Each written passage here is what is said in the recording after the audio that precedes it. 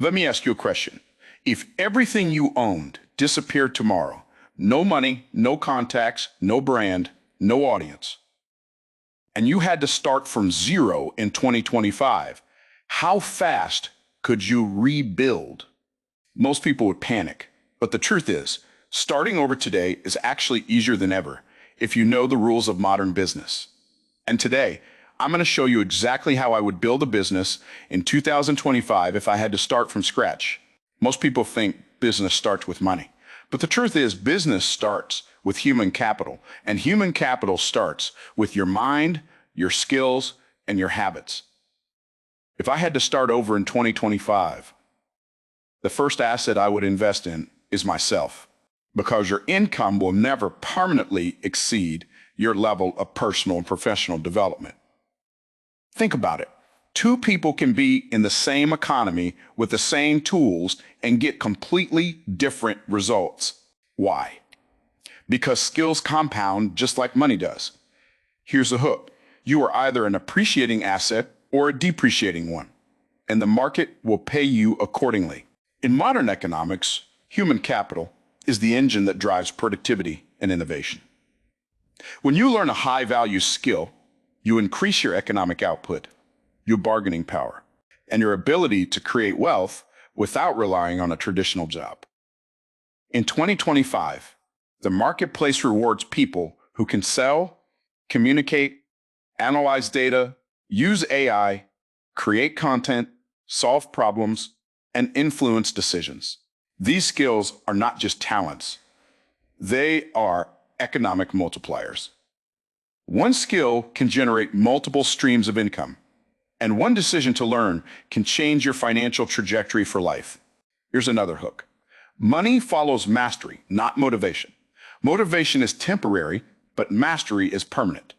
If I were starting again, I would aggressively learn one skill that directly produces revenue, then stack it with personal development, discipline, confidence, communication, and strategic thinking, because knowledge alone doesn't create wealth, applied knowledge does. The market does not pay for potential, it pays for performance. Human capital also reduces economic risk. When you have valuable skills, you become anti-fragile. Economies crash, companies fail, technology changes, but skilled individuals adapt, pivot, and thrive. Your skills become portable capital that no recession can take away. And here's the final hook.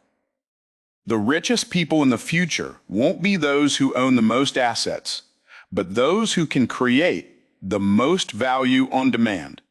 When you invest in your human capital, you don't just increase your income, you increase your freedom, your influence, and your economic power in any market condition. Most businesses fail not because the owner is lazy, but because they are selling something the market does not urgently want. Economics is simple. When demand is high and supply is low, prices rise, profits increase, and power shifts to the producer. If I had to start over in 2025, I would not chase passion first. I would chase demand. Here's the hook. Your passion is useless if nobody is willing to pay for it. The marketplace is the ultimate judge, and it only rewards solutions to expensive problems. In economics, every problem is a market opportunity. People pay for speed, convenience, results, and relief from pain. Businesses that solve critical problems, like saving time, increasing income, improving health, or reducing risk, operate in high-demand sectors with strong pricing power. I would study consumer behavior, analyze trends, and identify gaps where customers are underserved. Because the biggest money is made where frustration is high and solutions are rare. Here's another hook. Find where people are bleeding financially or emotionally and bring the bandage. Demand-driven businesses don't need aggressive selling. Customers are already searching. When you position your offer in a high-demand market, marketing becomes easier. Customer acquisition costs drop, and profit margins expand. This is why software, AI tools, finance services, education platforms, and digital solutions dominate modern economies. They solve scalable, high-value problems. Supply also matters.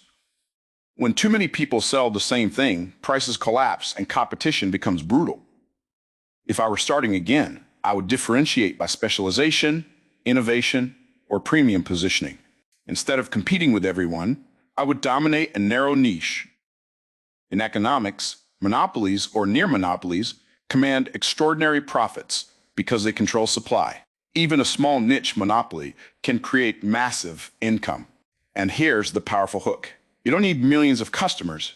You need the right customers. A business that serves a small group with urgent needs can outperform a business chasing mass audiences with low willingness to pay. By aligning supply with strong demand, you shift from chasing clients to attracting clients. That is when business becomes predictable, scalable, and economically unstoppable. In the modern economy, attention is more valuable than oil, gold, or real estate because attention drives demand, and demand drives money. If I had to start over in 2025, I would treat attention like an economic asset and personal branding like a long-term investment portfolio. Here's the hook. If people don't know you exist, your business does not exist. The digital world has removed gatekeepers, which means anyone can build influence. But only those who understand the attention economy can monetize it.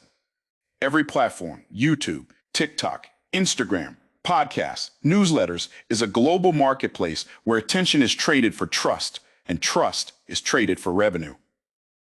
In economics, this reduces customer acquisition costs because content acts as perpetual marketing. One video, one post, one idea can reach millions without paid advertising. That means digital branding creates leverage that traditional businesses could never achieve. Here's another hook. Your brand is your economic reputation, and your reputation is your pricing power. When people recognize you as an authority, you can charge more, sell faster, and negotiate better deals. A strong personal brand shifts you from being a commodity to being a premium product. Instead of competing on price, you compete on perception, credibility, and influence. That is why influencers, educators, and thought leaders can launch products and sell instantly. Their audience already trusts them. In the attention economy, consistency is currency. Algorithms reward frequency, value, and engagement, and audiences reward authenticity. If I were starting again, I would publish valuable content daily, document insights, share lessons, and position myself as a problem solver. Content is not just marketing. It is an economic asset that compounds over time. Each piece of content increases visibility, authority, and long-term earning potential. And here's the final hook. You are one viral piece of value away from changing your economic trajectory forever. In 2025, a single post can attract investors, clients, partnerships, and opportunities that would have taken decades in the past. Digital branding is not optional anymore. It is a core economic strategy. When you control attention, you control demand. And when you control demand, you control your income and your future. Most entrepreneurs believe revenue comes from hard work, but in economics, revenue comes from value perception and pricing strategy. If I had to start over in 2025, I would obsess over creating undeniable value and positioning my offer so the market clearly understands why it is worth paying for. Here's the hook. People don't pay for products, they pay for outcomes. The moment your offer connects to a result, someone desperately wants money starts flowing. Value creation is the core engine of any economy. A business exists to transform inputs into outputs that customers perceive as more valuable than the cost.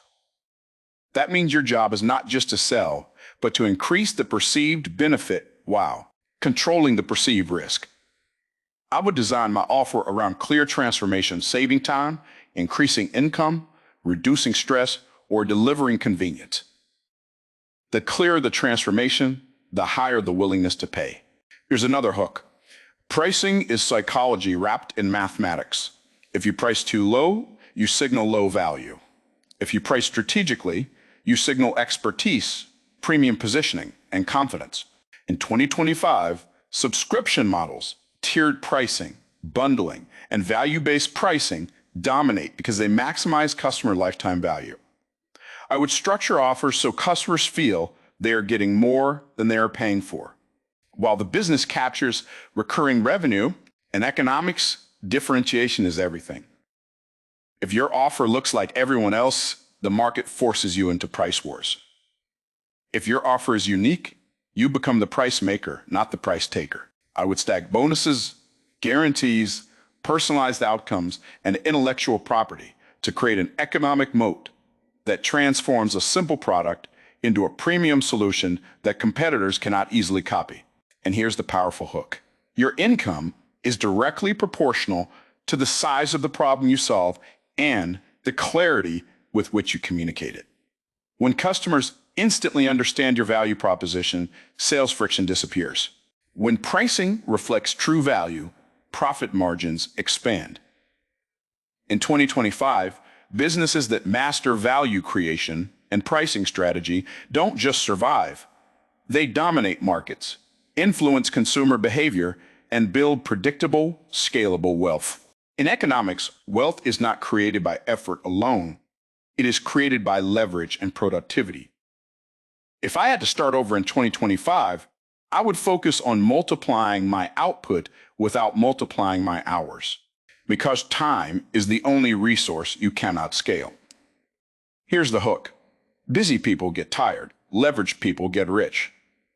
The modern economy rewards those who use systems, technology, and people to produce results far beyond their individual capacity. Leverage comes in many forms: capital, technology, media, and labor.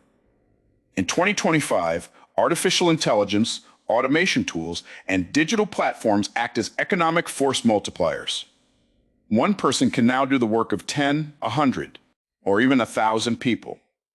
That means productivity is no longer limited by physical effort, but by strategic intelligence.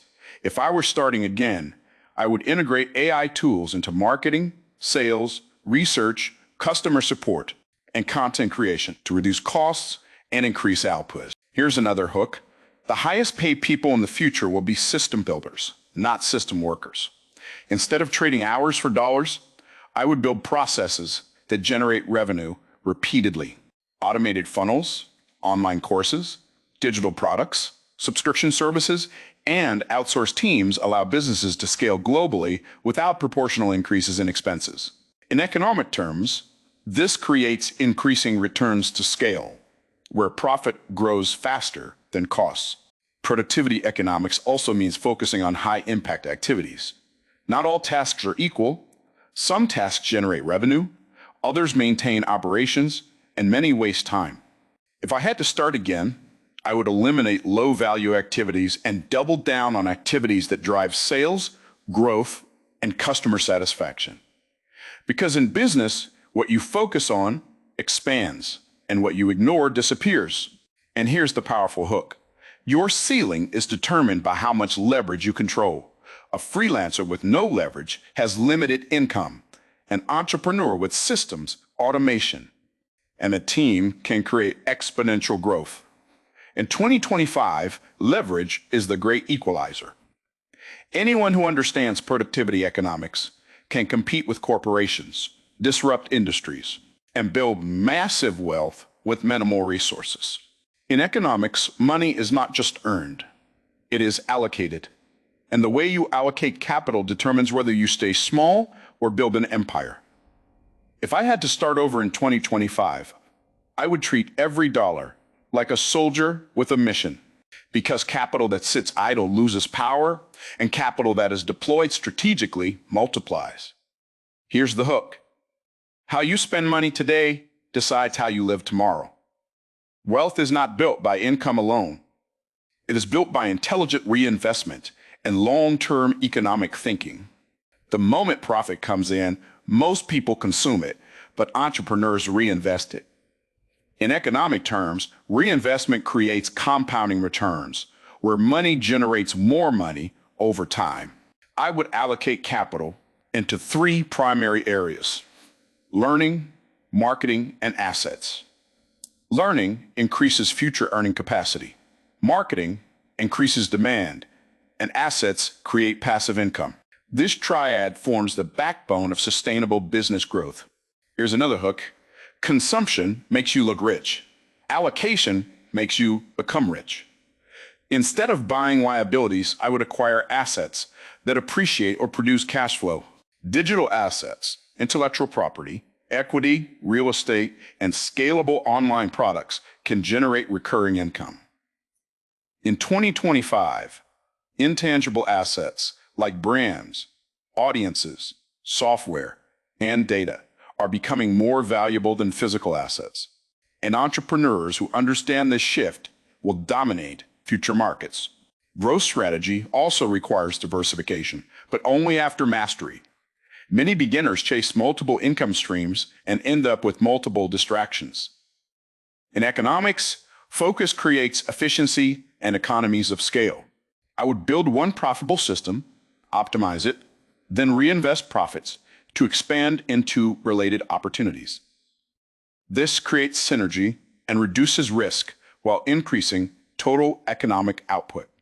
And here's the powerful hook. Every dollar you control is a vote for the future you want. Capital allocation is decision-making in financial form. When you allocate wisely, you create stability, freedom, and generational wealth. When you allocate poorly, you create stress, dependency, and stagnation.